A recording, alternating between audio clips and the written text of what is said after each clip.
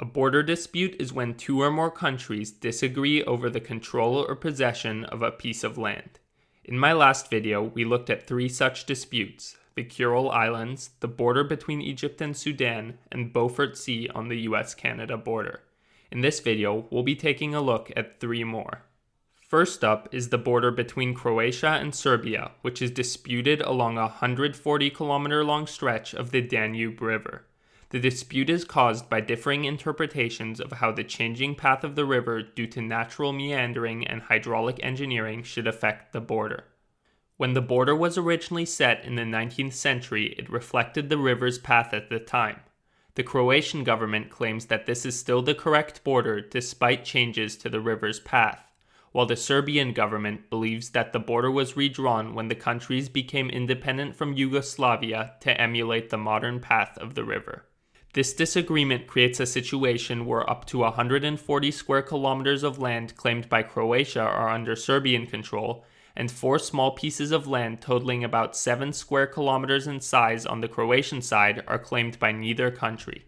Both countries are adamant that their claim aligns with international law, but have shown little desire to negotiate or seek a solution through arbitration or international court.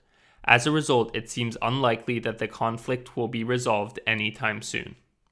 The next dispute we will look at is Machias Seal Island, an island that sits in the Gulf of Maine that is the only disputed piece of land between the United States and Canada. Both countries reference different historical documents to back up their claims to this 0.07 square kilometer island. The United States claims that the Treaty of Paris that was signed after the US became independent from the United Kingdom gives them ownership of the island. According to Article 2 of this document, the US had rights to any territory that was less than 20 leagues off of its coast as long as it was north of coastal Florida and south of the mouth of the St. Croix River. By contrast, the Canadian government references a 1621 land grant that gives Canada the right to any territory that is less than 6 leagues off of its coastline. Consequently, both the United States and Canada believe that the island belongs to them. In 1832, to solidify its claim, the Canadian government even built an unmanned lighthouse on the island. Unlike Canada, the United States has not left any permanent marks.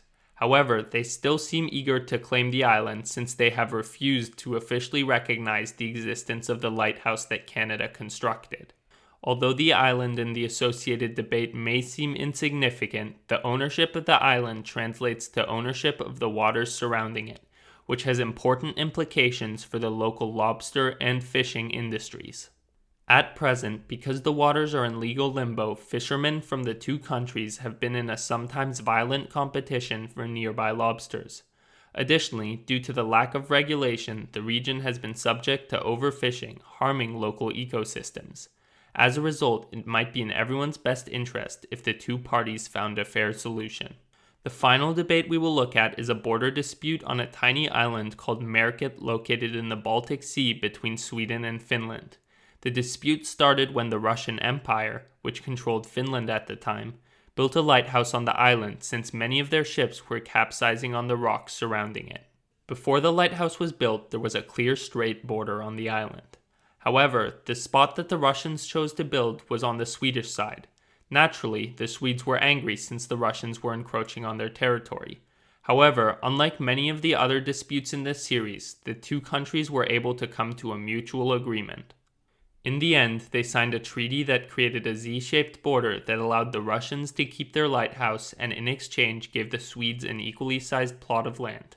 Although the lighthouse is now unmanned and has fallen into disrepair, the remains continue to stand as a reminder of this border dispute and the resulting geographic anomaly.